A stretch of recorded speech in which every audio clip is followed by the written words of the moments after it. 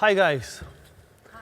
Let's spend the first 20 seconds each to say your name, your company, please. Luis. My name is Valdich. I am responsible for Citi Ventures, New York, East Coast, and Europe investing activities and wholesale. I'm Rumi Morales. I head CME Ventures, which is the venture arm of the CME group. I'm Mariano Belinky. I run Santander Innoventures, which is the venture arm of Santander. Hello, my name's Yusuf, Bashir. I'm the managing director of the Infosys Innovation Fund. Great. So we did it in 20 seconds, which is not bad at all, actually, all of us. So the first question is, for having built previously a corporate venture capital myself, the biggest challenge is the balance between the strategic alignment of your investment and the actual financial return. So that's obviously a question for all of you, and I would say ladies first. Okay, thank you. I would say that certainly the challenge of balancing strategy and finance is very difficult for any corporate venture capital firm. We are actually a hybrid, the CME Ventures, so the head of our investment committee is our CFO, but actually reporting to the head of strategy and execution. Admittedly, for the CME Ventures, we don't have an ROI target other than our cost of capital, but that's also because we're investing in technologies that are, say, 3 to 5 years out in the future from having any application to the financial services industry. So we are actually a little bit far afield. We were talking earlier about the fact that we are investing in things like quantum computing, which we're doing much more for strategic insights, but certainly if there's a financial return there, we're motivated as investors for that.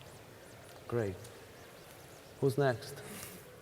Sure, I go next. So, I mean, it's always a difficult balance. For us, in a similar vein, we're balancing strategy. Our portfolio is quite broad. We have 2,000 clients in almost every industry. And so when we think about where the future is headed, we've got a pretty broad thesis. Now, we try and balance that out with short-term benefit for both our clients and also for our CFO, who often looks at not just exits, but also synergy revenue, where we can help our clients by bringing in startups into existing projects, and where we can help at least move the needle for the startup in getting them introduced to the next 10 or 20 clients.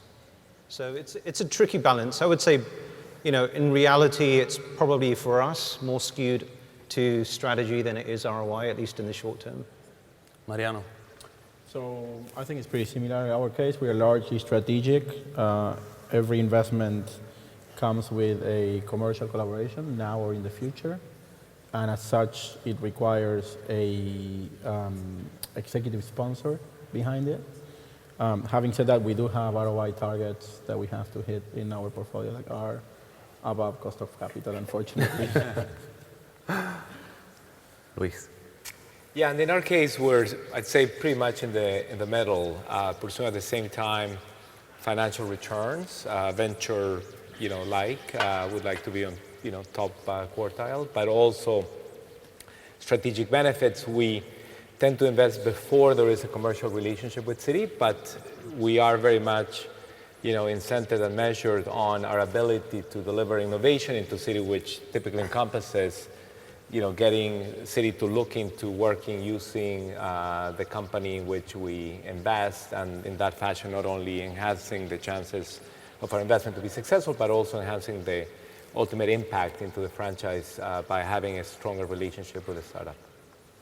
So you made the transition. It's now too tempting for me to kind of scramble a bit the order of the questions that we agreed 5 minutes ago and ask something else, which is, if I am a startup, how can I be sure that you guys are not going to basically be too protective of kind of take advantage of you banks being the first mover of it and kind of stop or not enhancing my growth as much as possible? So that's for Mariano and Luis to start with.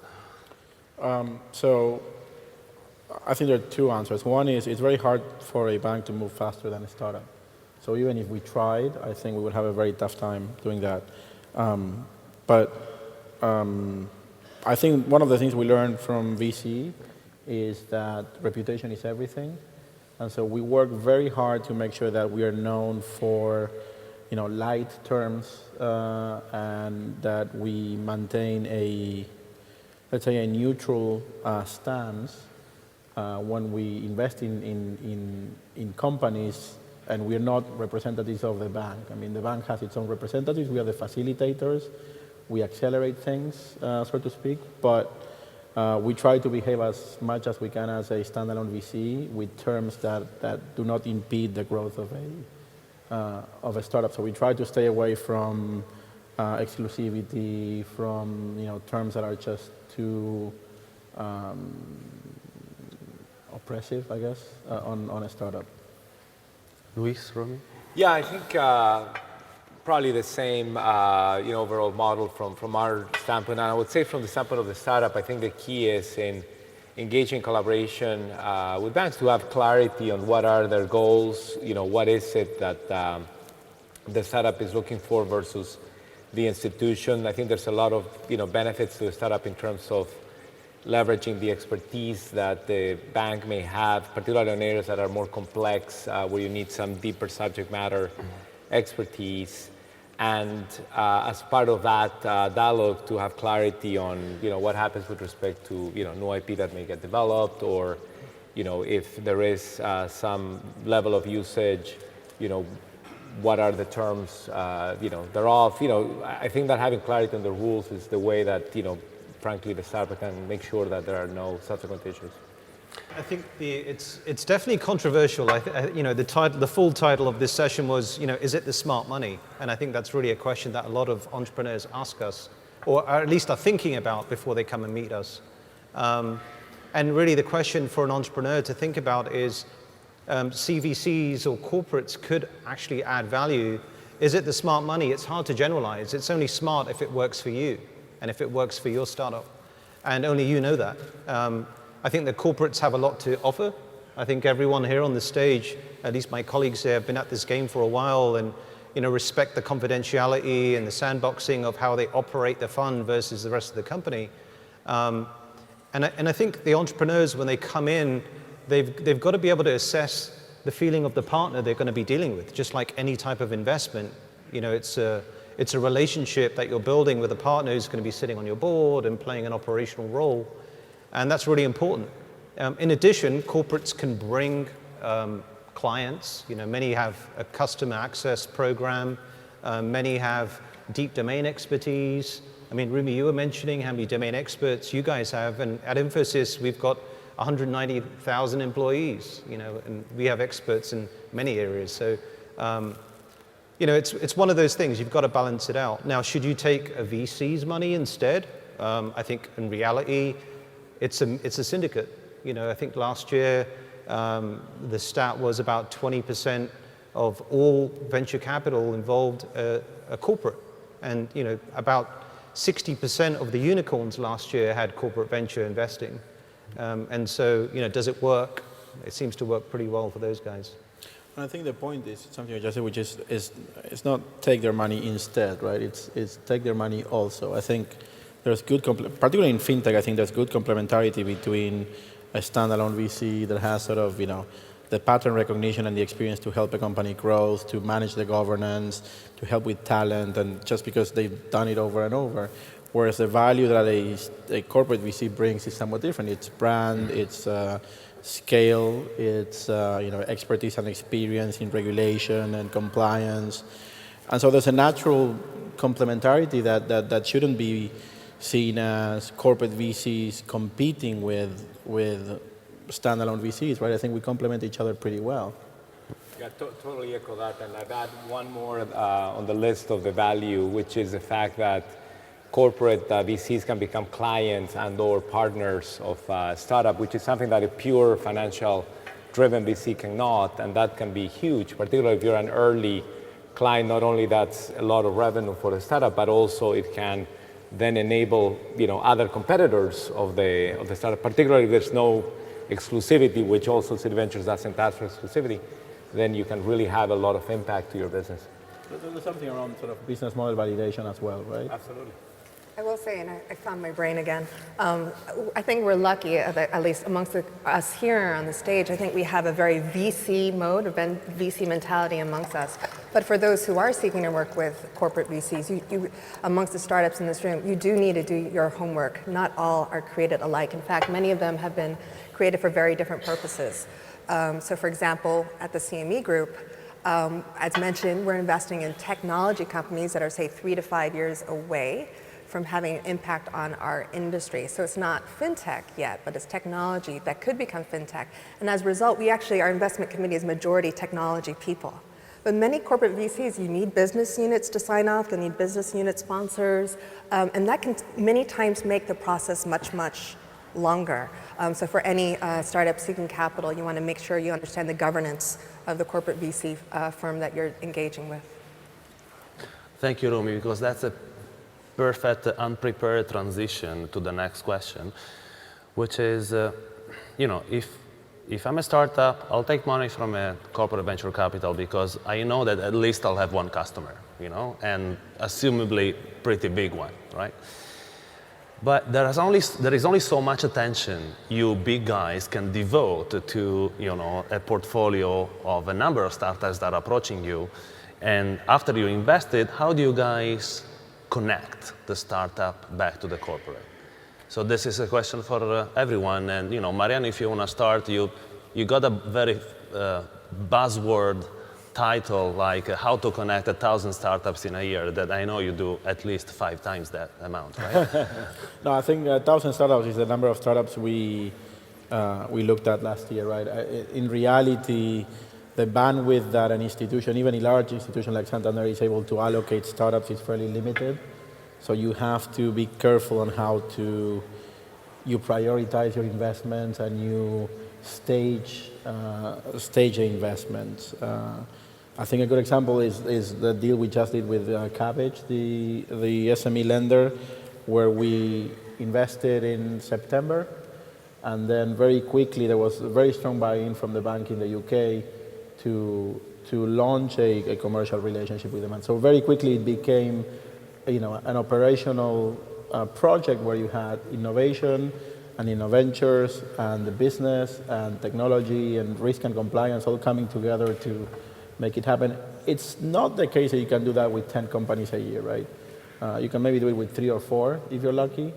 So I think you have to be able to stage and set up expectations with the company and with the bank as well. We're just looking at a different sort of software platform, and one of our guys said, well, I would love to work with these guys in Poland. Well, guess what? These guys are Series A, they are in the US, and Poland is not in the roadmap. You're not talking to an IBM. It will take a while. So that setting of expectations happens on both sides, right? On the side of the startup as well as on the side of the bank.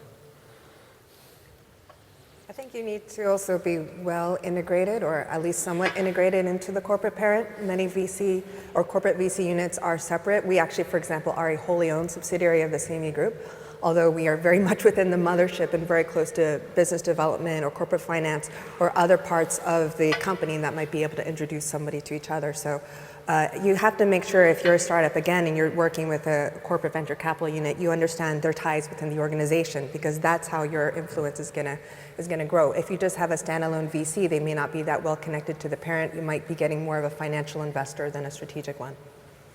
Yeah, Citi Ventures certainly would take commercialization, very seriously, as I was mentioned before, and we very actively have, a number of people, including the investors in the team, but also other colleagues within the Citi Ventures organization and people embedded within businesses with which we work very closely to identify from among the companies in which we invest, which are closest to potential, business agreements, and then to pursue them in parallel. Within Citi, given the different divisions and the like, there's an opportunity to do a few things in parallel, but also there is, a limitation in terms of how many of those you can actually get done. But we take that as a very important measure of success in order to drive innovation. I think, from Infosys' perspective, I guess my answer would be a little bit different to you guys in that, we're not a financial services organization. Being a consulting firm, most of our work is system integration work for not just banks and financial services orgs, but every industry. And that presents a kind of I guess, a different spin on what we're offering to both the startup, but in this case, our clients. They're coming to us with perhaps more strategic problems that they themselves, and many of them have access to startups. They can come to you guys or come to events like this. And, they're coming to us with pretty difficult problems. And it's, I wish it was as simple as being able to say, yeah, I have the perfect startup for you. Why don't you guys get connected and they'll solve all your problems. Some of these issues are, really big challenges of our day. I mean, we read in, this morning when the Prince of Wales sent that email, and he was kind of inferring the importance of sustainability or the triple bottom line approach to how we're doing fintech investments and development. And we don't want to be seen as the generation or the people that were so busy admiring each other's deck chairs that we didn't realize the ship was sinking, right? And that's really what climate change is presenting today to all of us. And we're all sitting here in Guildhall, and this place has been here for so long. And so many big ideas have come through this place, and now it's our turn to think about big ideas. And I challenge all the fintech startups to think about the really big problems of our day. And tying that back to what we're looking at, as a system integration firm that wants to be around in 10 or 20 years' time, what are our big clients really thinking about? And a lot of it is, are we acting in a sustainable way? Is our business model viable?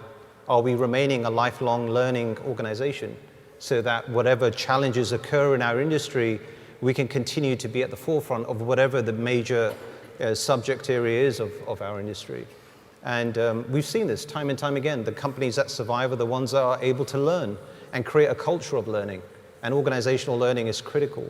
So, for us, we try and kind of boil it down to what's the lowest common denominator in many of the trends that we're seeing, many of the questions we're asked. And it comes down to a deep commitment to innovation. Key areas like machine learning and AI, we're all focused on those areas because we know they're going to be game changers. And then lifelong learning. How do you become a learning organization? And it's more than just MOOCs. I mean, it's about building a culture, building the technology, and everything from the Khan Academy to now companies like Udacity are driving that agenda. And we're seeing that the borders are falling away and the access to education is becoming a lot easier. So, those are the key areas we're kind of looking at to bring to our clients. Yeah. Okay, the last question, pretty quick. Let's do it 2 or 3 minutes or 30 over time. So, your take on the following. One of the biggest challenge when you build up a CVC is how do you structure it, Off balance sheet as totally separate entity, and related to that, the type of talent you can attract to work in that CVC. I mean, most of the companies, big companies, they do a mistake of putting, the 25 years experience in the company, super executive guy that maybe hasn't never done an investment in his life, right? So.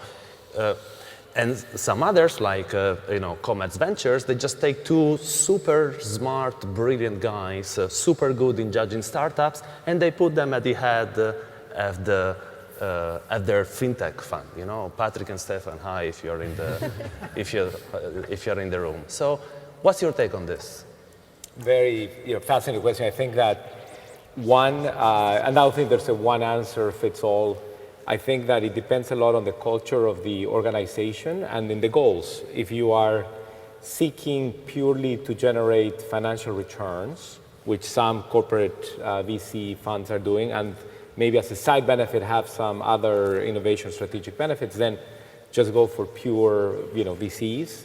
If you are looking, however, to also drive some strategic benefits into the organization, then you probably need to do it in a way in which there is closer relationship to people in the business. It doesn't necessarily mean that you would staff it with people that haven't done venture investing before, but you need to find a model that works culturally so that the organization has what some people call receptive capacity, which means that if a great innovative company is found, something is done about it within the mothership, because otherwise you will only be generating financial returns and won't really add unique value to the company or leverage your franchise. The others, quicker. So, Go ahead. No, go for it. I would just say whether you're in a company for 2 years or 20 years, I think as long as you're very ambitious and visionary and entrepreneurial yourself, you'll probably be okay to start. As a corporate VC, certainly you need to have financial skills in a strategic sense. The other thing I'll just add is the investment committee is very important here as well. We have a number of gates so that they check us. We just don't run wild, but they will also support us should a portfolio decision or an investment decision not work out well. Totally agree. I mean, diversity is key, right? So not just generational, but age, gender, backgrounds. I think you've got to get ideas from everyone. So I think that's just to echo what's been said. So. Great. Our time is over. Thank you very much. Thanks to our panelists.